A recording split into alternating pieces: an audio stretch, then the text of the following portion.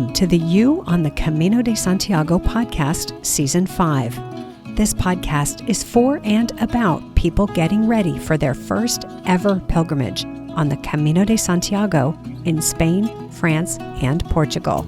With your host, Camino guide and longtime pilgrim, Nancy Reynolds of the Camino Experience.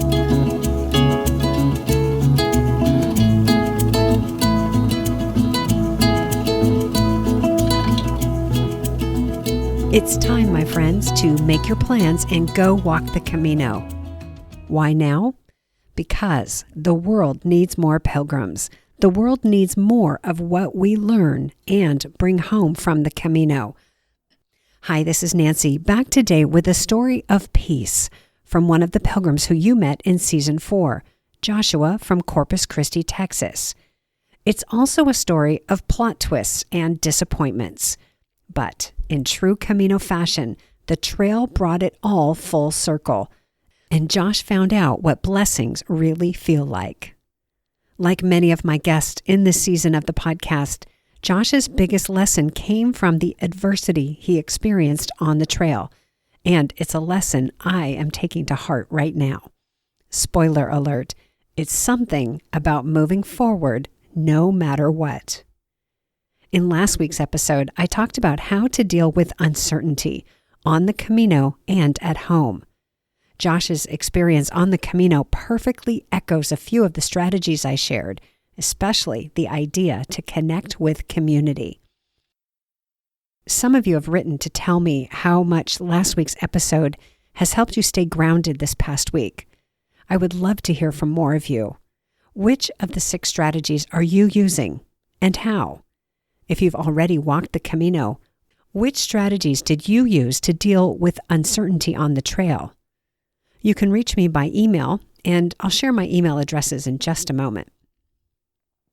For those of you considering walking the Camino in 2025, it might feel a bit overwhelming or even scary to imagine setting out on the Camino into the unknown on your own, especially now. You might be hesitating to make firm plans for 2025, waiting to see how things unfold over the next few months. I get it. I really do. That's why I am so grateful for my 2 2025 Camino Experience groups. We will be planning and preparing together, and then starting together in Saint-Jean-Pied-du-Port, in community, with each person bringing something of themselves to the group, and receiving the support of the group in return. If you are dreaming of walking the Camino in 2025, but are hesitating to venture out on your own, I would love for you to grab one of the last 2 spots in my May Camino Experience group, or one of the 5 spots left in the September group. You can let me know you're interested by sending me an email to whichever of my email addresses is easiest for you to remember. Here they are, nancy@thecaminoexperience.com or youonthecamino@gmail.com. Or you can drop by my website, The Camino Experience, and look for Walk With Me on the main menu. All of those are in the show notes too, by the way. Well, how about we jump right in and hear from Josh? Let's go ahead and do that. Josh, hi. Thank you so much for coming back on the podcast. Absolutely. I'm just incredibly excited to talk about the experience and to remember the experience. I got back the end of the first week of April. Mm-hmm. So it's been about 3 months that I've been back. Yeah. And that's a good time for us to talk because you've had a chance to maybe incorporate some of the things you brought home or readjust to the American way of life. So we'll talk about all of that. So how about we start where I like to start, putting the pin in the map. Will you remind us what you had planned to do? And then after, I'm going to ask you about what actually happened. So what was your plan going over? The Camino Santiago is a plan that has always been part of my life for the past 10 years. And it was always in the back of my mind. And I had an opportunity to leave work for a month and a half with the blessing of the people that I work with. And so I had about 3 weeks to prepare. That's amazing to me. Just Yeah. amazing.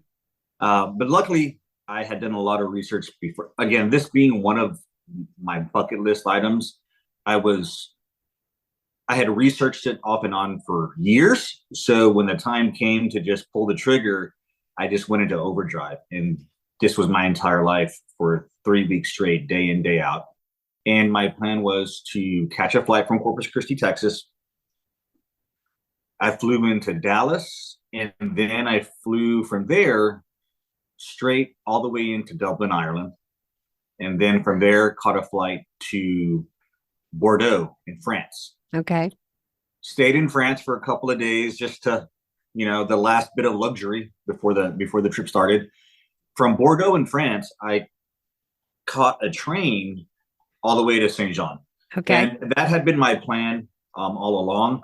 My only concern was, leaving South Texas. Corpus Christi doesn't have a large airport, so between Corpus Christi to Dallas to leaving the country, every once in a while you get hung up in Dallas. And that was my largest fear, which is why I banked to have 2 to 3 days in Bordeaux, just in case. Okay.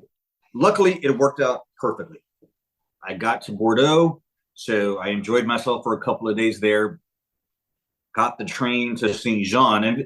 And that's where, from Bordeaux to Saint Jean, is where I really felt this is it. I'm here. I'm taking a train. No more cars. No more planes. Like, I am headed for St. John. And that train ride is where I finally began to feel some real excitement, anxiety, getting off at the train, seeing the little station, St. John. And then that's where I began. That's the first time, okay, where is the Pilgrim office? Yeah. I really felt that as you described that transition from Bordeaux, it's from being a tourist to being a pilgrim. I Yes. actually caught my breath as you were describing that because I know that feeling. And I bet anyone listening who has already walked knows that feeling of you're approaching, I'll call it the starting line. It's not Yeah. really, but oh, that moment where it's like the starting gun's about to go off and you're like, oh boy. Mhm. Yeah, it Okay. was very much like the beginning of a trailhead. I've done trails and backpacking a lot, but it was, even though here I am, a whole bunch of people in it's not an empty town or a village. It's a decent sized little city, And little busy. town. Yeah, and very busy. And I still felt like I'm walking into the unknown. Yeah. And I'm looking at a map. I'm like, I'm in the middle of this busy village. But I looked at the map and the yellow markers. It was all coming together. It was almost like, is this too good to be true? There are yellow markers. I found the pilgrim office, and there was already a little bit of a line. And it was a very surreal moment. Like, this is exactly how people explained it. And here I am, that feeling of, I don't know what to expect. I'm seeing everything that I should have expected. It's too good to be true. All there, all those Yes. feelings. Yeah. Wow. And to relive them, have you been reliving them or is this your first time to come back and really walk through that? Um, this is going to be my first time after being back. So the very first week I got back home, everybody, 20 questions, and I hate to admit, it got to the point where I was just giving them the same, Mm. explanation, because even though people want to hear it, they're not going to sit down for 20, 30, 45 minutes or an entire day to listen. And so I have had a couple of people reach out and we go to lunch because they really want to hear about it. They've been where I have been before, like many of us. This is what I want to do. I've never had a chance to talk to somebody about who's actually been there and gained their experience. Excellent. Those See, conversations are great. yeah, yeah. I think it's really important to know your audience when you come home and talk about the Camino. Mhm.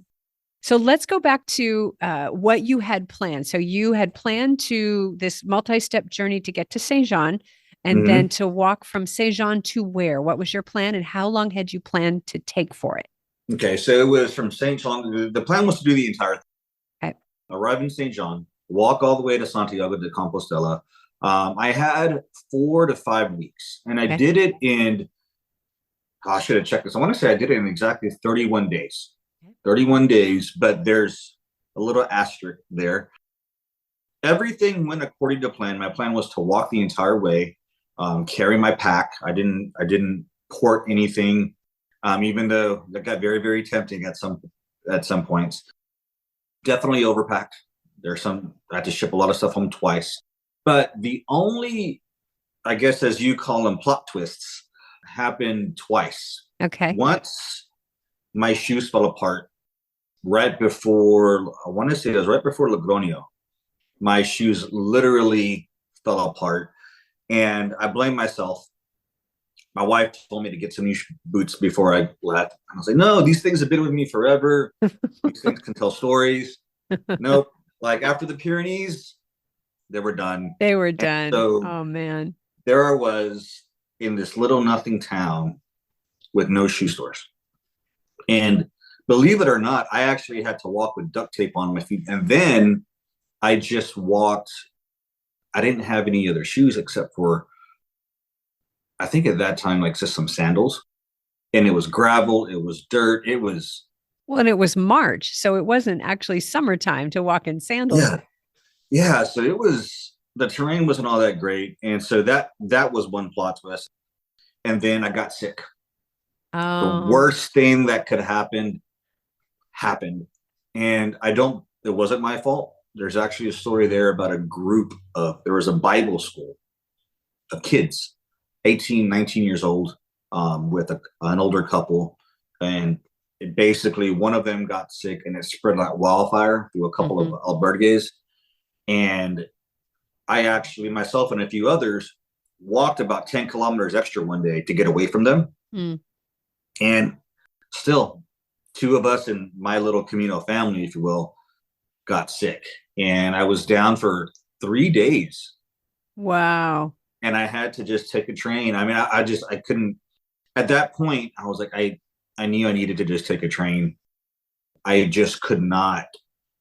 It would put me a week behind because I lost the days there. And then again, getting back to South Texas for me is usually a 2 to 2.5 day trip logistically. So I had to take the train. So other than that, everything actually went according to plan. Okay. Well, let's dive into those two incidents then. Let's talk about what happens when your shoes fall apart. Yes, it was, oh man, I brought duct tape, and the duct tape worked for maybe 5 kilometers, if that. And at that time, I hadn't gotten a taxi. Taxis are there all over the place. Didn't understand the taxi system because we're so used to Uber and rideshare here, and didn't want to do it either. They had buses, and I was literally about maybe 3 kilometers from my destination. So close. I just sat down, and I'm in this town square, one town over, and I can't do it. My feet are hurting, they're swollen, and the sandals I started walking with them, but it was so rocky. It was just, I'm damned if I do, damned if I don't. So I was like, let me just get a taxi this last 2 or 3 kilometers, and then I'll figure out what I have to do. Well, got out WhatsApp, Facebook Messenger, like nobody responded. And so one finally did, and they're like, hey, where are you at? This is where I am. They said, okay. And by this time I had gotten used to the Spanish culture, okay, man, all right, like we're on. 30 minutes later, I reached out, and they were like, yeah, I don't feel like going. And I was like, really? So I couldn't catch a break. So I just sucked it up and finally got into town, literally like limping. My feet were swollen, blistered. What I did was I just took the soles off. Okay. And walked without the soles on my boots. How do you walk without the soles? It was just that leather underneath. We take the sole off. There was still like I don't know how do you explain it, just a knitting. Okay. That holds the insole in? Yeah, yeah. And that's with duct tape. Holy smokes. That's what I did. Okay. I got some pretty neat pictures. And so when I got there, I want to say it wasn't Logroño, but it was a end of the stage. And all they had was one shoe store, but it was more like going out shoes, like casual. And I was like, they didn't have anything. And so I did some research, and I had to tell myself I need to catch a bus to the next town where there's actually a store. And maybe a couple choices. Yeah. Yeah. So luckily there was Planta Agua. Yeah. Which is like the greatest place to restock on pilgrim items if you're on the trail. So showed up there, got some boots, and stayed a day to wait for some guys I had met along the way had become some great friends to catch up, and started the journey there. But it was very disappointing, and I know I could only blame myself for that, for being in that situation. But yeah. What's the takeaway from that? I was very angry, and I don't want to say sad, but I was very just disappointed in myself. And I let it bring me down for hours that night. And just, what do I do? Like, this is my first plot twist. And this one wasn't expected. And so just, you know what, dude, this is your journey. You just got to do what you got to do. And what I have to do is get a new pair of boots, and so went to the bus station, got a bus, got a new pair of boots. And, then it was, do I go back and start over again from that point? But I just wanted to keep on moving forward. And that's the mantra from then on, just keep on moving forward, keep on moving forward. It's all part of the journey. Yeah. Yeah. And the thing is, we hear that all the time and we say it's all part of the journey, but until you're in the journey and it happens, you don't actually know the impact of it. Yeah. Yeah. It was really, I had thought, like, before I left, I had already told myself, because of time constraints, I may not be able to just take my time. I do need to come back to work in my family. And so I already told myself, I might need to take a train or a cab here or there. But after a week and a half or so on the Camino, I was like, no, I'm walking. You didn't want to, right? Yeah, I did not want to, but I had to. And so just from leaving the States and getting there and walking, my mind had already changed. Like, no, you're not, you are walking this entire way. And when I had to take the bus, I was heartbroken. I got over it real fast, like when I started walking again, because the very next day of walking, I put 30 kilometers on those boots, the new ones. Right away. All right. Right away. But I got over that disappointment. That's the word, disappointment, after a couple of days. And luckily, the guys I was with, who I'd met, Marco and Phil, they were very positive. They're like, what are you going to do? Like, this wasn't your choice. You can't do anything about that.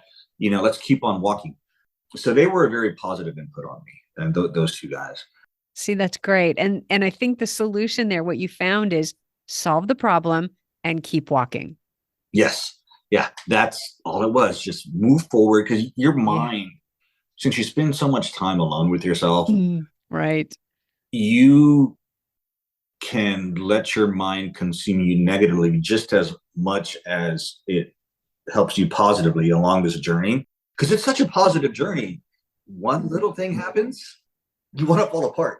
Yes. And we have the power to use our mind for good or for disappointment, or to tear it down. Yeah. Build it up or tear it down. It's a choice every time. Yeah. Yeah. And so from that point on, like, it was just a journey of moving forward. And love that. It really prepared me for the next plot twist. Let's have it. Tell us about that. All right. So a little bit of backstory. The very first night in St. John, basically half of the people in that albergue became friends immediately. We're all here. We had a big dinner. Where's everybody from? And where did you stay in St. Jean? Let's get that out because people want to know. There were actually only two albergues open, and I'm not going to remember the name of it, but it was right down the street, the road from the Pilgrim office, like 1 block away. Okay. I didn't write the name of it, but it was €5. No, 12 euros. 12 euros. Okay. Because there aren't many open in March at right. all. And the Pilgrim's office, they had like a list. Hey, look, this is where they were very helpful. Is for every pilgrim that showed up, they gave you a breakdown of what they knew to be open at that time. Because there's a lot of albergues that are not open in March. Yes, that's correct. Most of the albergues open the week of Easter. Yes. Yes. And it was early this year. Next year, it'll be late. It'll be April 20th next year in 2025. But yeah, it's so helpful if you're staying exclusively at albergues to have a reliable list of what is open. I'd love to hear more about your albergue experience. And then we're going to get back to what happened when you got sick. Yes, the sick people. Yes. So first night there, Pilgrim office said, here's what's open. And bear in mind, like my target date of starting the Camino was right on time. March 7th, I think it was, or 3rd. I don't remember. But so I started that Friday that I had planned to, knowing that Saturday I would end up in Roncesvalles. Mm-hmm. So I meet my little Camino family, start walking. Hardest hike of the entire journey was the very first day, going up and down through the Pyrenees.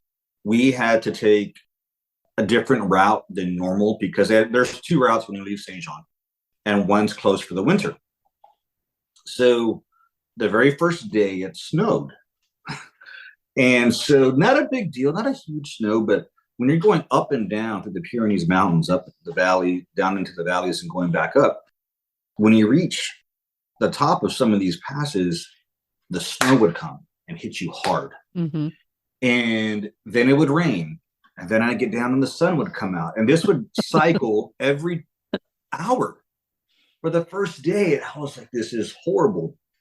And there was a Korean gentleman that he and I kept on hopscotching. He would take a seat and just sit down on the trail because it was so intense. And I would pass him up and I would check on him. Then there'd be a point where I'd sit down and he'd pass me up. He'd check on me. And we ended up becoming really good friends. But by the time I got to Roncesvalles, I was exhausted. Yeah. I mean, I was ready to just find a corner underneath a patio and just sleep. And there is a new hostel, a rather large one in Roncesvalles. And it looked deserted. And I was about to cry. I was like, holy my gosh, like, don't tell me I have to keep on walking. I can't walk anymore. And I literally was shouting, hello, hello. And somebody popped open a door and said, we're over here. Oh. Walked in, fire's on, heat's on, people are welcoming. And they're like, you made it. You made it. Yes, thank you. He's like, I'm glad you're here and you got lucky. This is the first day of us opening for the entire season. Oh, wow. So if I had planned it one day earlier, I don't know what would have happened. That would have been a whole different plot twist. Really? Yes. And that albergue was the best one of all. It is, I think in the past year or so, they said they basically remodeled it, revamped it. It is beautiful. Downside is it spoils you for the rest of your journey. Exactly. It was just a great place to stay. They had a library, a kitchen. It was also rather large. Yeah. Yeah. It's a beautiful place, very large. Mm-hmm. How many pilgrims were there that night? There was quite a few. I would say upwards of 40.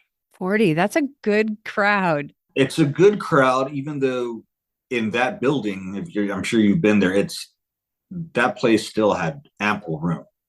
But there was a Norwegian volunteers, a group of Norwegians who were there for the season. Norwegian or Dutch? I want to say Norwegian. Okay. Usually it's Dutch. Usually throughout the year, it's Dutch. I wonder if the Norwegians take it over in the winter. And again, I could be wrong. I'm operating off of 4 months worth of memory, It's but forgivable. yeah. And they said, yeah, we did this, and they were very helpful. And so again, I really got to meet some of my Camino family that night as well. Hey, how was your journey? And luckily, I wasn't the only one who was just run ragged because of the weather and the elevation drop and gain. But that first day was absolutely the worst, and that first night was the best. Isn't that something? Hands down. Well, I want to hit on a couple points that you made, and one is just to clarify something for my listeners. You talked about two different routes from Saint Jean to Mhm. Roncesvalles. So there's the Yeah, high road, which is referred to as the Napoleon route, and that's the yeah, one that's closed in the winter from November through March. Doesn't necessarily open on April 1st. It depends on the no, snow on the pass. The yes, other route is called the low road or the Valcarlos route because it goes through the Spanish town of Valcarlos. And that one, people think, oh, no, no, take the high road. The low road is so beautiful. It goes through the it is. valley, but it's still challenging, as you discovered, because you have to go over the mountain no matter which route you take. Yes, it was very challenging, and I Yeah. can't speak to Napoleon route unfortunately because it was shut down. Yeah. One of our friends, he took it, but he had no idea that legally you cannot. Right. And it wasn't until that night, and again, we knew it was snowing. So when we got to Roncesvalles, a couple of us were actually worried about this gentleman Mm-hmm. because it was 8 p.m. at night. We're all turning in. He hadn't arrived yet. And finally, he popped up and he's like, that was the worst idea ever. I shouldn't have done it. But Yeah. he was a very fit he was a German architect who ran marathons for a living and, kind of used to the weather and everything. But he said, I don't think I was supposed to go that way at all. He's like, No, there's actually a sign that says closed in two yeah, places. And the thing about that is if you get into trouble, there's no one on the mountain to come along and find you. And so yeah. if you're not able to call for help, you really are in trouble. If you do have to call for help, there are very steep fines for the rescue teams to have to come get you. So I would not advise it. He showed us some photos. And again, like I mentioned, a snowstorm had blown through and it's virtually impassable. So definitely if you're listening to this, Don't do it. Just don't risk it. don't do it. Yeah, just don't risk it. Yeah. Val Carlos was very, man, just beautiful. Yeah. Green. You're walking Right? into streams in the valley. It's like a Thomas Kincaid painting the entire time. It's breathtakingly beautiful. Yeah. Yes. Yeah, it's breathtakingly beautiful. I love both those routes. Yeah. The other thing I wanted to circle back with is your description of your arrival at the albergue in Roncesvalles is what for me is the absolute best part of albergues is the hospitality. Yes. Someone there to welcome you who knows what you just did and who understands the Mm, challenges that you're going through, the physical, the mental, the emotional challenge of walking the Camino, particularly that first day and to yes. to walk into a place that's warm and cozy and a fire burning and oh it's Mm. just there's nothing like the hospitality on the There Camino. really isn't. And something that I had to get used to was the hospitalieros taking your bag Mm.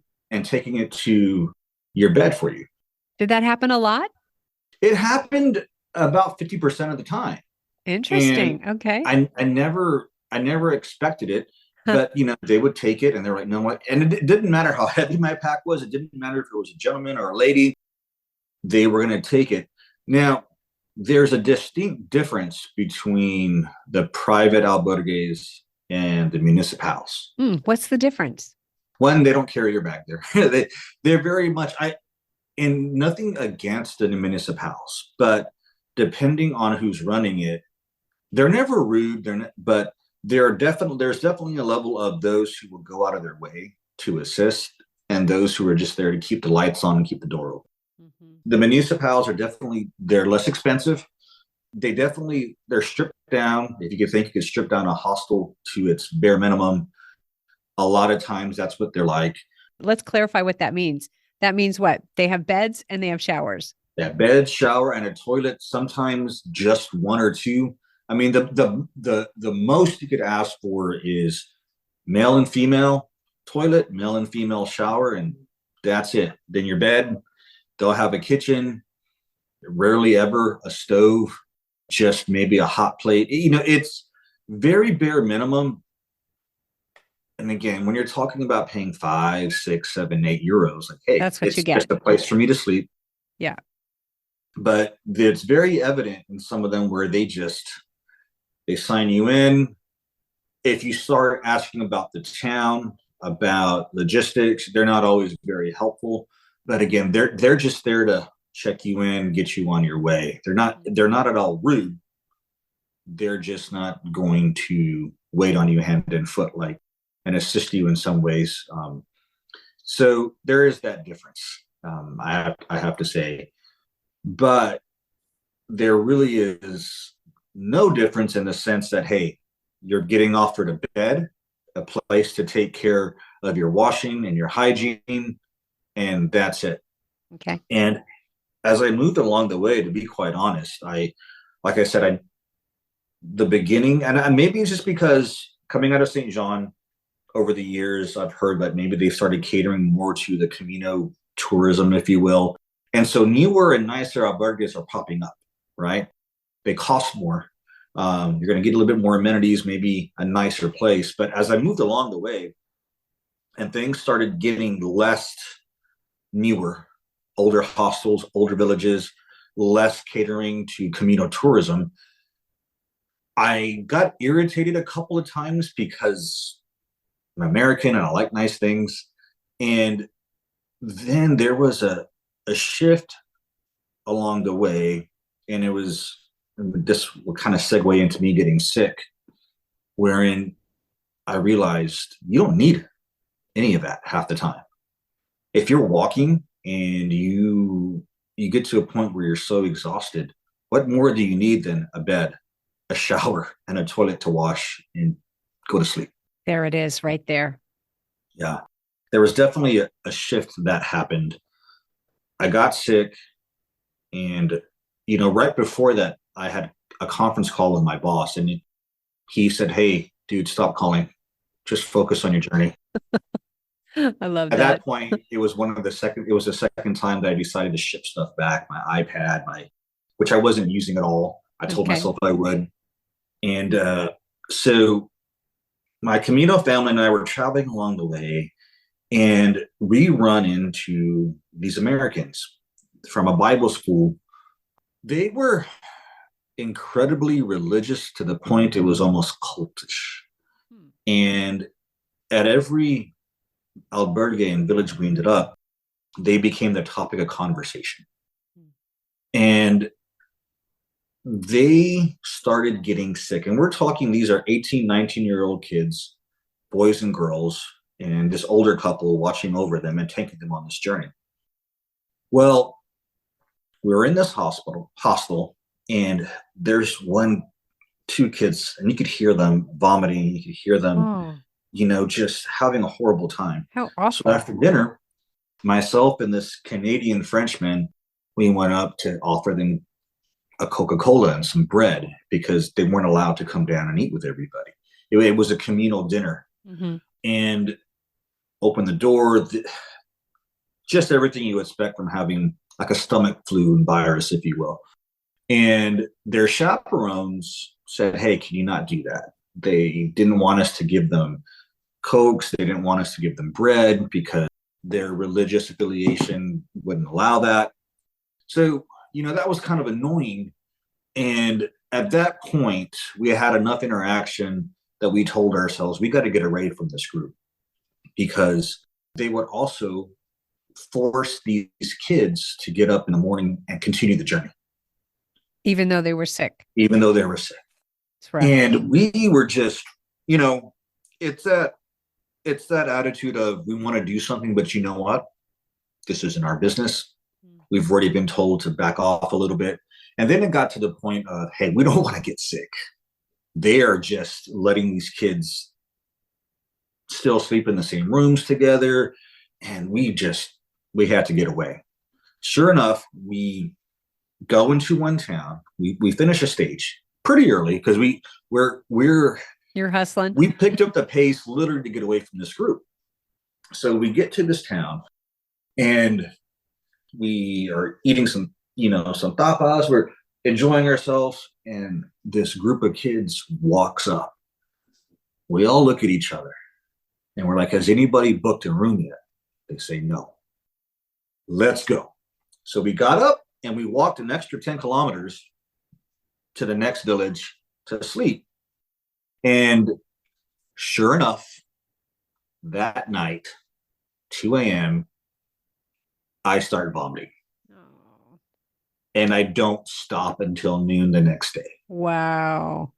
And, my friends had to take off, of course. And so there I am having to grab a taxi because I already know that I'm going to be down a couple of days. So I booked a hotel so that way I could just stay there and not get pushed out like they do it at 8 a.m. in the morning. Mm-hmm. And that was the second time I had to take a taxi and just say, hey, just go, man. What are you going to do? Like, what are you going to do? So I spent a couple of days in a hotel. And at that point in my journey, it was, do I catch up with my Camino family, Marco, this gentleman from Italy, and Philip, this gentleman from Ireland, who we had basically spent after the first day, every day walking together. Mm-hmm. We're all about the same age, similar interests. It was just one of those random, we're here, we're talking, we're walking, and we just kept it going. Yeah. And I said, no, I've been with these guys every single day for almost 2 weeks. Just spend some time alone, Josh. And so that's what I did. And it was about this time that I reached the Meseta. Uh-huh. And for the next 2 days, I did 30 to 35 kilometers a day to try to catch up with them. Okay. First, it was a journey of, you know what? Let me spend some time alone. But I was making such good time, I decided to try to catch up with them. But that time by myself, it was a mental journey. Absolutely. It was a mental journey. People talk about skipping the Meseta for various reasons. I get it. It can be incredibly hot. I was there in March and it wasn't that bad, but I could imagine doing it during this time of year, June, July, August. Yeah, it would have been horrible. Very exposed. But you have nothing to do but think. Mm-hmm. Yes. And after the physicality of the Pyrenees and, the varying geography on the east side of Spain, going into the Meseta, you think, oh, this is going to be easy. Physically, it is. Mentally, it's definitely challenging. There's not even anywhere to sit.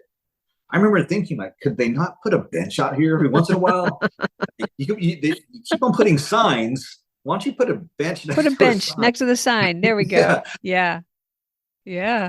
And even the journey is so tiring and monotonous that when you're passing up other pilgrims or they're passing you up, you just you give each other a nod and say buen camino, because you have to stay focused because there's nowhere to rest. In some portions, you can't just say, hey, I'm going to take a break at the next village. The next village isn't for 15 kilometers and you've already been walking 10. So if you just stop and have a conversation, you're losing precious time and energy. But the conversations I had with myself, that's where the mental switch happened. Okay. And I was even more inspired than I thought I already was. And I finally did catch up. I ended up spending the night one village over from the gentleman I was trying to catch up to. So within about 2 days of getting sick, I caught up to these guys. And we spent the rest of the Camino together. But this journey alone twice is when Camino miracles happen or whatever they're called. There was one time it was pouring rain. It was on a Sunday. And in Spain, of course, 95% of things are closed. So I got into this little tiny village and nothing was open for lunch. And that's when I clicked, oh, it's Sunday. Yeah. I didn't prepare on Saturday and pack a lunch, which, pro tip, on Saturday, wherever you are, go to the market, pack a lunch or two, just in case the village you end up at does not have anything open. Yes, siesta is real, but on Sunday, it's even more prevalent because it's a holiday. So anyway, I hadn't packed a lunch. And so I'm in this town and then it begins raining, just pouring down rain. I'm on the sidewalk just with my hands on my hip, just saying, darn it, I'm hungry and it's raining. All right, it's just time to move forward. And a lady came out of her door and she asked, hey, are you okay? And I was like, I'm looking for a cafe. And she's like, we only have one and it's over there. And I said, well, it's closed. She's like, oh, I'm sorry. Yes, it's closed. It's Sunday. And we're having this conversation via Google Translate. And so her husband comes out, they have a conversation, and then they just invite me into their home. And I'm like, no, I'm okay. And she's like, don't you want coffee? I was like, yeah. She's like, come in. So they made me cafe con leche. They made me a hot panini. And we're talking, they're asking me where I'm from. And I'm just having this experience of sitting on their couch and they bring a heater and place it next to me. Oh, so sweet. Then the kids start coming out. Hey, this is my daughter. This is my daughter's husband. This is my other. And I meet the entire family and they all come in and I feel like I'm on display, right? Because I'm shivering, I'm wet, I'm eating, and I feel like, Oliver Twist, but they're very conversational, very nice. And for them, this is not even a big deal. Yeah. So after I eat and I'm fed and they won't take anything, and it wasn't, then they come out and said, hey, they gave me a bag of fruit and they said, here, take this. And at that point, I was like, no, thank you, because I didn't need anything else weighing me down, quite honestly. Yeah. But then they said, no, this isn't for you. This is to give away to other pilgrims. Oh. And I tell you, all the weight just lifted off my shoulders. If you talk about genuine just inspiration and motivation, I put on my pack, wish them well. And I had this rather heavy apples and oranges bag that I just hanging from my pack. But I walked out into the rain and I was practically skipping the entire way. I was like, is this what it's like around here? And that night I talked to my wife and she's like, no, like people in Europe they're just kind. They are kind, but what you just encountered, and I'm having trouble holding back the tears hearing in the story. What you encountered is the hospitality and kindness to pilgrims on the road to Santiago, because they knew what you were doing. They knew you were on a pilgrimage to the tomb of St. James, and that is significant in Spain. Yes, it was. That was, man, I still can't articulate how it made me feel, but the rain didn't matter. My pack, I barely felt it. I was just, all right, let's go. So imagine for a second what their experience was of having the privilege of serving a pilgrim. I never thought about that. They got something out of that as well. They got to give, and think about how much we love to give. They got to give to a pilgrim on the road to Santiago. That is so significant. So in receiving, you gave them a gift as well. Yeah, it was. And I'm telling you that moment. And then I got to share, again, like that whole, this isn't for you, this is for everybody else. Yeah. I was like, so there I was, like offering fruit along the way, and people took it. I got rid of the fruit by the end of that stage that day. And the entire time I'm telling people, guess what just happened to me? Guess what just happened to me? Yeah. That it was just like somebody put jet fuel Yeah. inside of me. I was That's like, what blessings feel like. yes, yes. And that happened twice, believe it or not. Well, not to that extent. The second time I was getting by myself, and this was towards the end. I was maybe about 3 or 4 days away from Santiago. I was in this little town called Casanova.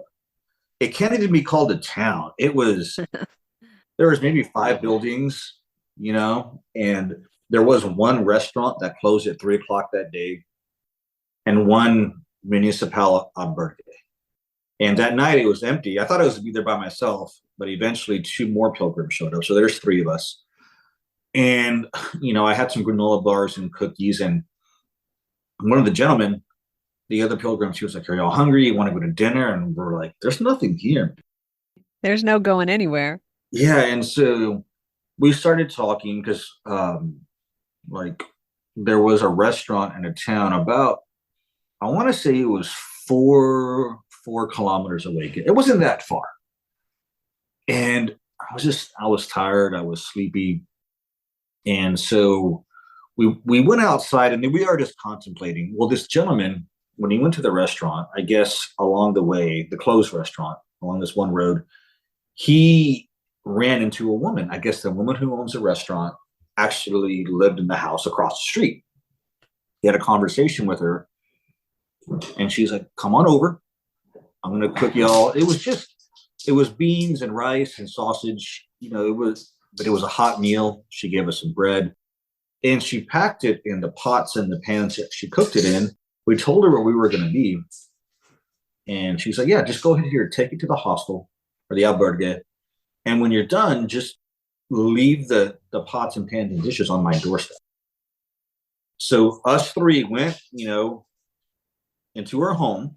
She talked to us, where you are, where you're from, gave us the pots and pans. We carried it about, I don't know, a couple hundred yards, if that, and ate a really nice hot meal. This lady just, I don't know, it was just, here we go again. People just being kind and helping you and cooking a dinner. And at that point, eating beans and rice and sausage stew was a great meal. Like, it's never something that I would order here in the States. I don't even know where I'd get that, but it was just, all the food just became incredibly tasteful and appetizing, and I was grateful for it, no matter what it was. So yeah, that happened. The kindness of strangers on the Camino is unparalleled anywhere in this world, I'm sure. Something, huh? That was really something. Yeah. And that is, again, hospitality to pilgrims. So I want to ask you a question. So when you were Yes. on the Camino and you're in the middle of this, my shoes fell apart and takes all this time and taxi to resolve it in a bus and all that. And then you got sick and delayed and set back and miserable time. When you got to Santiago, how did you relate to those 2 incidences? Oh, to be quite honest, I had completely forgotten about them. They were, and I understand this now. I'm gonna answer this with this. My first night in Saint John, I met a guy who was walking it backwards. He was just backpacking across all of Europe. So the Santiago was just, the Camino was just one stage on his 8-month journey. And we were talking, "Hey, where you been?" Tell it. And he was like, "Dude, I don't remember where I was 2 days ago. I'm just thinking about where I'm going to be at tomorrow." Yeah. And by the time you're halfway in, and especially by the time I reached Santiago, absolutely could not remember where I was 2 or 3 days before that. So I had to keep a journal. Mm-hmm. And yeah, I had forgotten about those experiences. Well, not forgotten about the experiences, but definitely wasn't thinking about them every day, wasn't downtrodden by them. I was thinking, what's tomorrow? Where am I at tonight? What's going to happen the next day? And that was, Santiago was just definitely, I felt accomplished. I felt happy. I felt relieved. I felt at peace. Santiago, I was definitely at peace by the time I got there. Nice. Not that I was in turmoil beforehand, but my mind had definitely shifted. I can tell you this. I was telling Marco and Phil, these two gentlemen that I met along the way. We were in, I think it was Porto Marine. I was in the last 100 kilometers after Saria.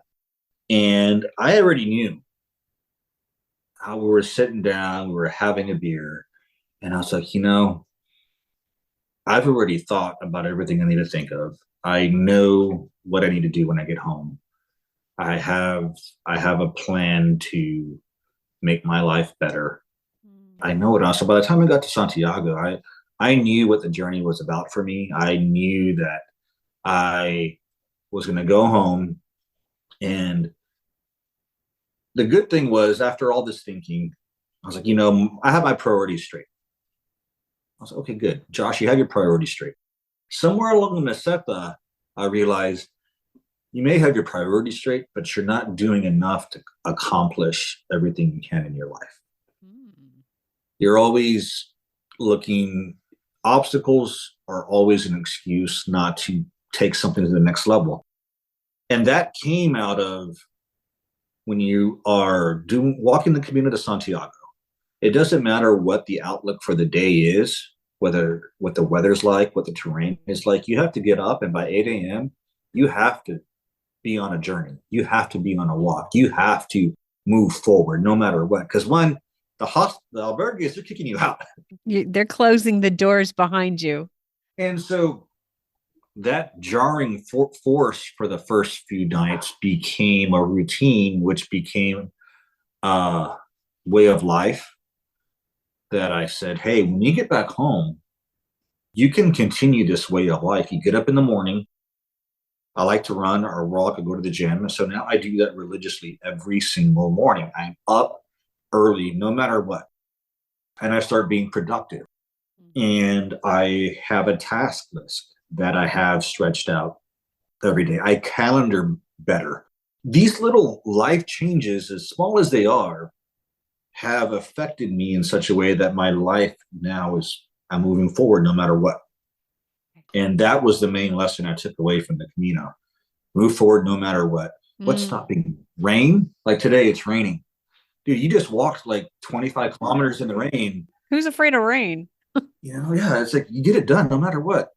So walking into Santiago, it didn't matter what obstacles I had encountered on the journey. They were just part of the journey. Yeah. And you move forward no matter what. Move forward no matter what. Yeah. I'm quoting you on that. Yeah. Very good.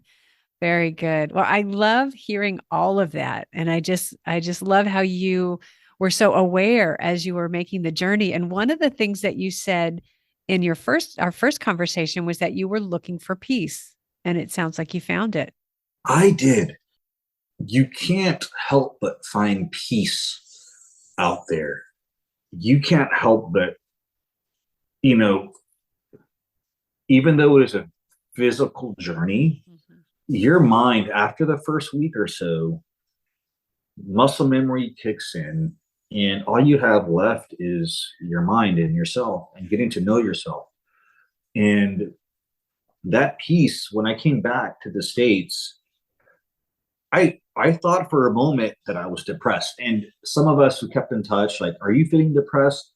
And I was having this conversation with one of the gentlemen, the partners who own the company that I work for.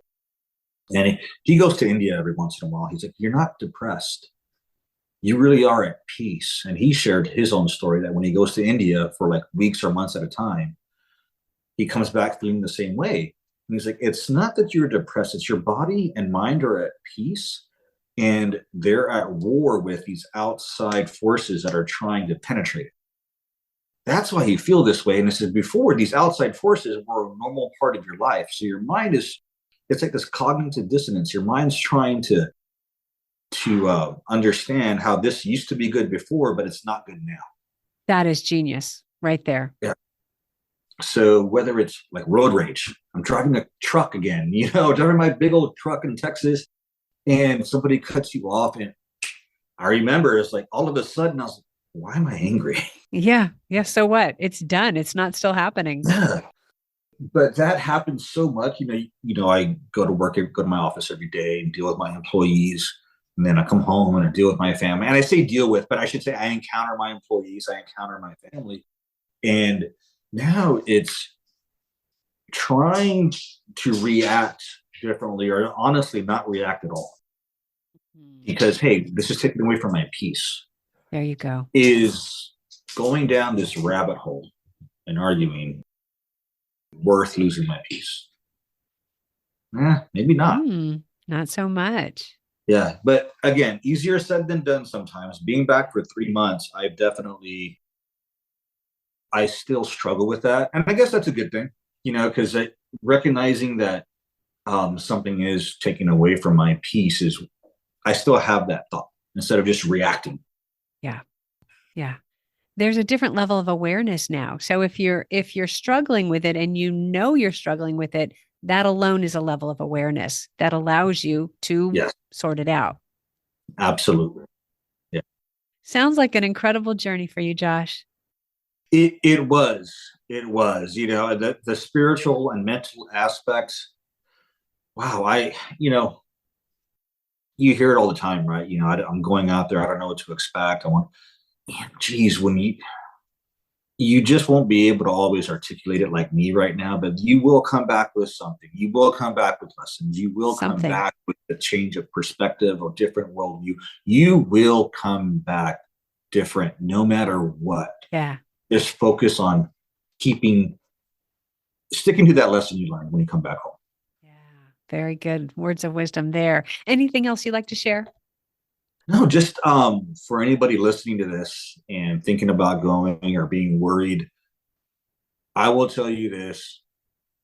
You're absolutely going to pack more than you need. I shipped things back home twice. And you will absolutely always have a helping hand. Oh. Another pilgrim, a hospitalero, somebody in the village, they are always willing to direct you and help you and point you in the right direction, no matter what. Yeah. So there's two components to that. Sometimes you have to be willing to ask for help, and then you have to be willing to receive help. Yes, absolutely. Because it's there. Yeah, it is there. It is there. Absolutely. All the time. It doesn't even, it's a different culture than the States, and people sometimes come across as gruff and blunt, but they're helping you. I learned really quickly to forget about how the message was coming across and just listen to the information. Yeah. It's cultural differences is all. Download an app, whichever one you use. I think I use Wise Camino, Wise Pilgrim? Wise Pilgrim. Pilgrim. There's Wise Pilgrim and Buen Camino. Yeah, I think it was Wise Pilgrim. And then I paid $5 they had one that was just all about the Francis route. And that was download the app. Halfway through, nothing against the guidebook. I tossed my guidebook halfway through. It was like, it's weighing me down. I tossed the guidebook out. It was hanging out with other people. They had a German guidebook, a Korean guidebook, and they had so much more information and they were smaller. And so I was like, you know what? I'm just going to use my app. I got to that point where I just wanted to strip down everything I didn't need. And it was just weighing me down. So that's one of the really great lessons of carrying your backpack is that you do actually, you're not forced to strip down to the bare necessities, but you find that you want to. And that right there is such a poignant lesson. Yes. And I stripped down twice. I was definitely that American for the first week or so, with a big pack. I definitely packed for my fears, thinking I might be in some type of survival situation, which of course never happened, never even got near that. I had 2 water bottles. I don't know why. Sent one home. I had a sleeping pad, sent that home. Basically, by the end of it, it was my backpack, my sleeping bag, 3 changes of clothes, a pair of sandals, my water bottle, and my hygiene kit. And that was it. Keep it simple. I have a rule for packing. If I'm carrying my backpack, I only carry things that I'm going to use every day. If I don't use it every day, I don't need to carry it. with 2 exceptions, always a small first aid kit for foot care and waterproof gear. And I'm going to hope I don't need either of those ever. Yeah. Next time I go, if and when I go again, like I'm going to definitely have probably a good 2/3 of my pack. Well, you're going to be an expert on packing by then. So that's handled. You don't have to survive. The albergues and the hostels, they got it. Like, man, I was like, I don't need half of this stuff. Well, and keep in mind too, you came from a background of backpacking, of actually carrying everything for survival for all of your needs. And the Camino's a different experience. Yeah, absolutely. And I would tell this to anybody listening, if you're looking for, don't even look for a reason to go, just go. Just go. You'll find your reason along the way. What you said in our first conversation was you had to stop looking for reasons not to go. And I think you just said it another way right now. So thanks for that. Absolutely. Yeah. Josh, it's great to chat with you. And I'm so happy to hear about your Camino and that it was the experience you were after. So well done. Yes. Thank you. Thank you. All right. Well, we'll go ahead and wrap up there. And if you get out there on another Camino, I'd love to hear about it and maybe have you back. Absolutely. Thank you. All right. Thanks, Josh.